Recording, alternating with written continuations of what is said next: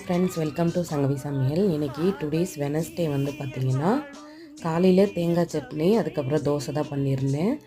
காலையில் பிரேக்ஃபாஸ்ட்டுக்கு தோசை தேங்காய் சட்னி, மதியத்துக்கு சாதம். இன்றைக்கி குக்கரில் தாங்க வச்சுட்டேன், ஏன்னா கொஞ்சம் டைம் ஆகிடுச்சி. லஞ்ச் பாக்ஸ் ரெடி பண்ணணும் இல்லையா பசங்களுக்கு, அதனால் எனக்கு கொஞ்சம் த்ரோட் இன்ஃபெக்ஷன் இருக்குது, வாய்ஸ் கொஞ்சம் ஒரு மாதிரி இருக்கும். அதுக்கப்புறம் எல்லாேருக்கும் ஒரு மாதிரி இருக்கிறதுனால இன்றைக்கி ரசம் ரெடி பண்ணிட்டேன். சிம்பிளாக லஞ்ச் வந்து பேக் பண்ணலாம் அப்படின்ட்டு ரசம். அதுக்கப்புறம் நான் உருளைக்கிழங்கு பொரியல் பண்ணலான்னு சொல்லி பிளான் பண்ணேன். அப்புறம் என் ஹஸ்பண்ட் வந்து என்ன சொன்னாருன்னா, கிரேவியாக வச்சுடு அப்படின்னு சொல்லிட்டாரு.